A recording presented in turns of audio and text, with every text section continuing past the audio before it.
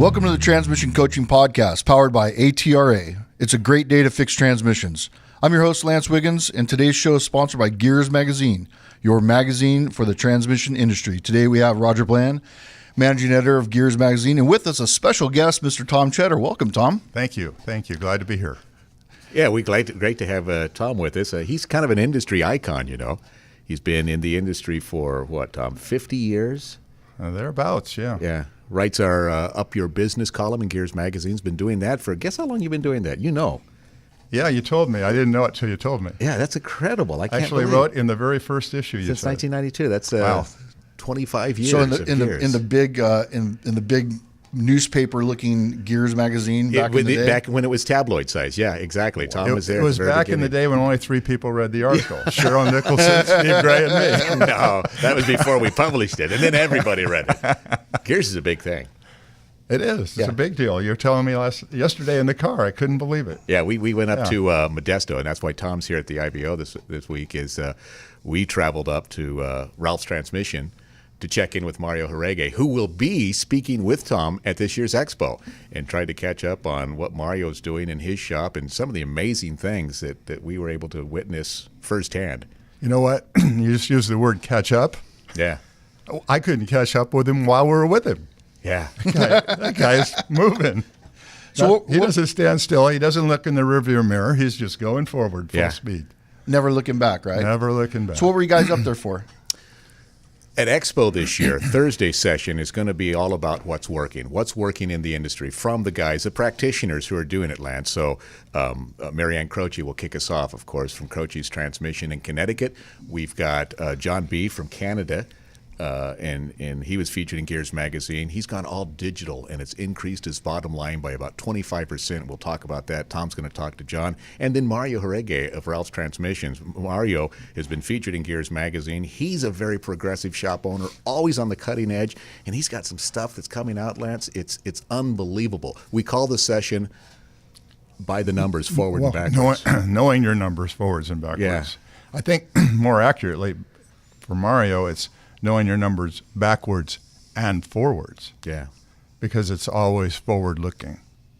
He's his shop was one of the shops I think we discussed quite a few years ago about leading the industry in the type of core values that they have. One of the things that piqued our interest when we were doing our first What's Working study is we started to look around at shops that were really successful. Because as Dennis mentions, and I mentioned when we go out and do our What's Working programs, is that what we were finding 10, 12 years ago, Lance, is that we'd go into these different areas of the country, and what we'd find is one shop was just all kinds of busy. Mm-hmm. And in that same area, 2 or 3 were dying. They were just about ready to close the door, and we wanted to know why, what's going on.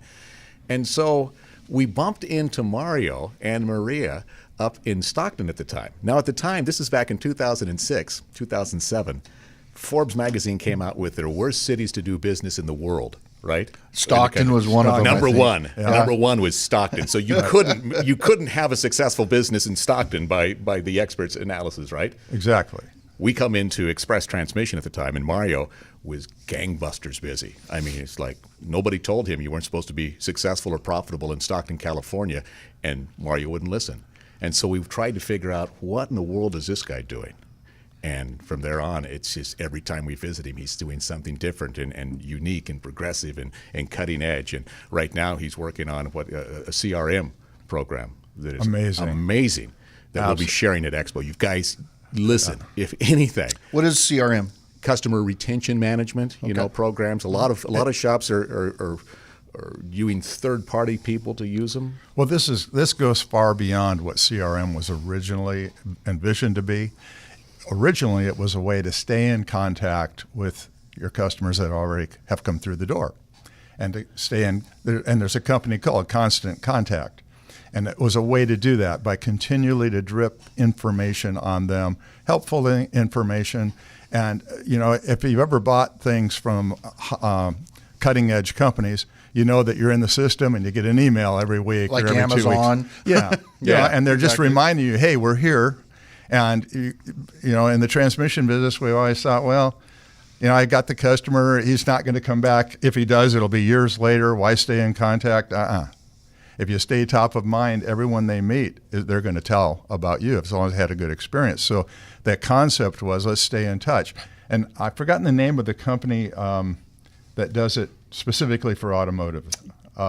There's Salesforce, there's Kukui, I believe. Kukui, those companies, they have these CRM modules, but they're built around that. Mario's goes beyond that.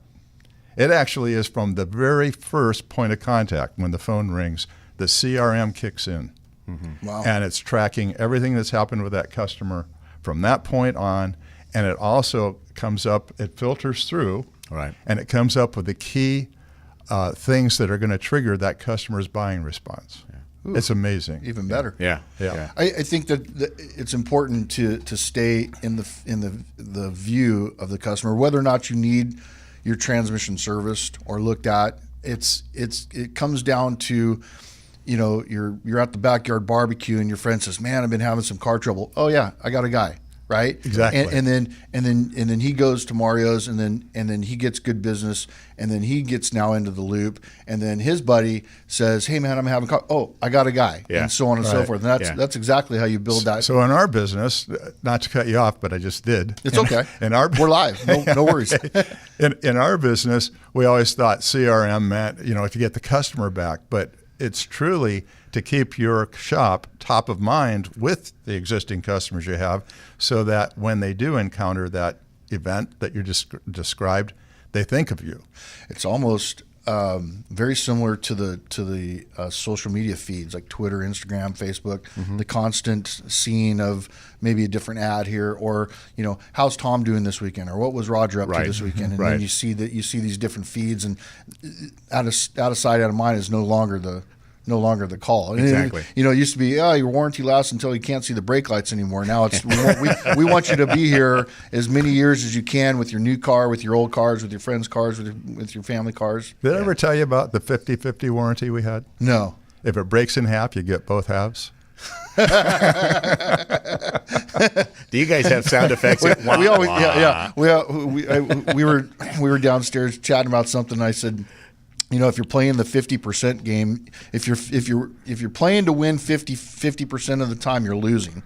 Yeah, exactly. Because the 50% of the time you're good. Well, and just like we said, some shops are busy, others are busier. Some shops get busier, but they're usually busier doing comebacks, right? And you can't play that. You can't play that ball. Exactly. So tell me a little bit more about one of the other things I think that is kind of unique about Mario, and I'm not sure if this is something that others are doing. I'm sure they are in the industry, but I was talking to Thom about this. Last week I got a call from Matt Dusty up at Dusty's Transmissions, and he was concerned about because of the advent of the internet's existence, and people can pretty much shop parts online. And when you get enthusiasts like diesel enthusiasts or car enthusiasts or you're doing work for, they know exactly what those parts cost because they've all checked them out online, and they know the codes, they know everything about that car. And so when you do a job for them and you give them an itemized parts list, they're going to question that. Hey, how come you charge me $300 for this input shaft when I know I can buy it from the same source for $100? Yeah. And then you have to go through the whole, explanation of, why we have to mark up the parts. Mario, in his pricing structure, when he's doing overhauls, increases his labor rate, which is like we talked about. The hourly rate. The hourly rate. He doesn't blow up extra hours. No. He just charges the more per hourly hour. rate is higher. Sure. So, and he's transparent with his parts. Says, here's my parts list. I do a 10% markup. Everybody understands that. He'll even show the customer the cost if need be. And so he eliminates what Matt was talking about with a higher labor end and nominal markup on the parts. He still gets the money he needs for the job. Sure. But he doesn't have to go through the explanation to customers why his parts markups are what they are, which they need to be anyway. Right. Well, that isn't unique. It's new to our industry, that idea, but it's not a unique idea. If you've ever had a contractor do a remodel on your house, they list all the materials and everything that's going to go into it, and then at the bottom there's a line that says profit or labor or whatever, but they don't conceal it. It's there. And think of attorneys, for instance. They have these huge hourly rates, but they don't have anything else to sell. Right. And when it really boils down to it, Mario's recognized that we really aren't in the parts business. We're in the business of doing repairs or providing a service, and we should be paid well for that. Right. And the parts are just coincidental. Yeah. And they're less and less a part of some of the jobs. I mean, some jobs have no parts. It's interesting. I almost filled in the blank there when you said we're not. You said we're not in the something business. We're not in the parts business. Right. I almost said we're in the time business. Perfect. Right. Yeah. We want, and especially when you mentioned lawyer, I was thinking, Dennis and I were just talking about, when you send a lawyer a piece of paper and it's got one sentence on it, and he charges you $100 for it. It's his time, and that, right. and I think that for the customer, that's a very important topic for them. They have to understand we don't get paid for what we do. We get paid for what we know. Exactly. Yeah. But what I'm describing here is if I'm going to drop my truck off to Mario's shop and Mario says I'll have it back to you tomorrow, I'm expecting that, and when he puts that bill down in front of me, I'm going to have no problem paying for that.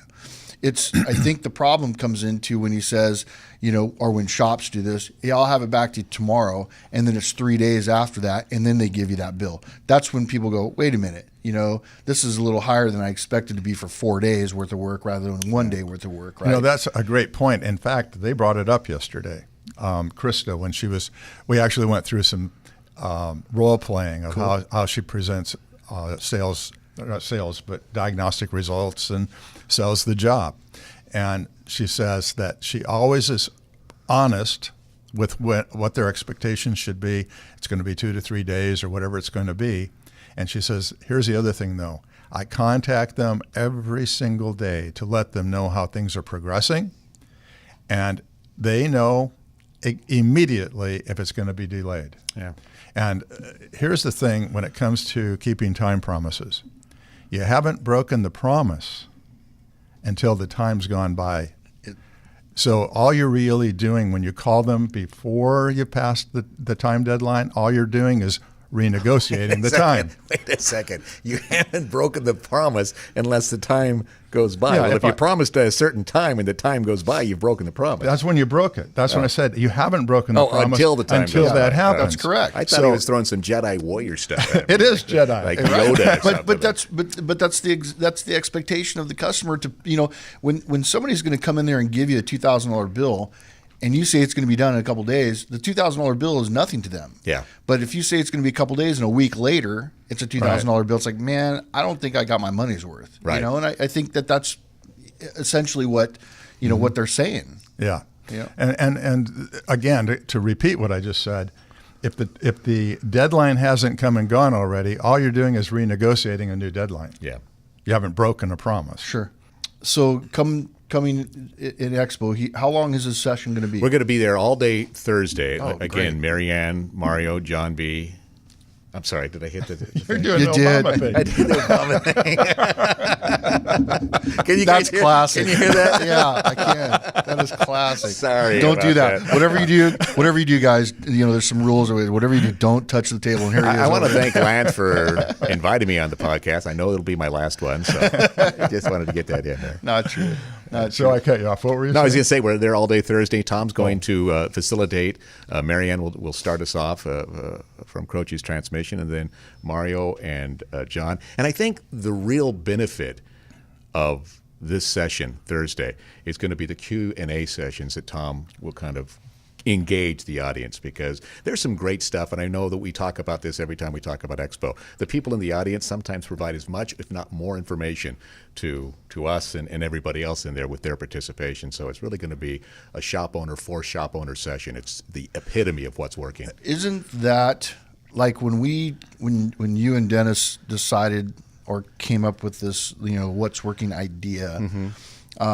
It was to see what certain companies are doing in certain areas, Sure. and then you've using Mario as an example, Stockton is the worst place to do business, yet he's doing the most business in Stockton or anywhere, right? So that proved that not only incorrect, but it proved that you can do that wherever you may be. Yeah. And I think the people, the shops, the owners, the managers that show up to Expo, those are the ones that are doing it. Right. and or want to. You know, and getting that information. I mean, last year there was that guy that was there from the Ohio area, was not a transmission owner. Remember, we sat down with him.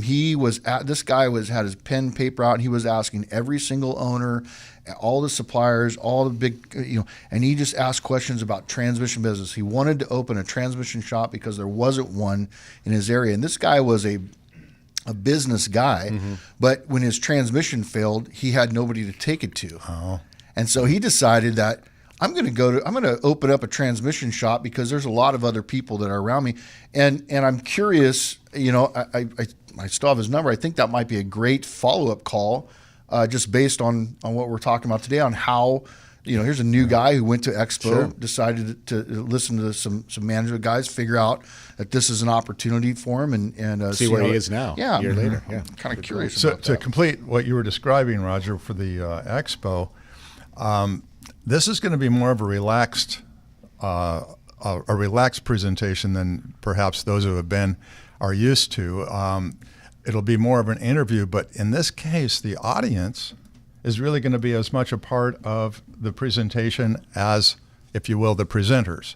And the presenters we're going to give the opportunity for them to more or less showcase or cameo how they're doing things differently. But that should spark some great conversation. But also, other shop owners are going to say, you know what, I think that's a great idea, and we're doing this additionally. Yeah.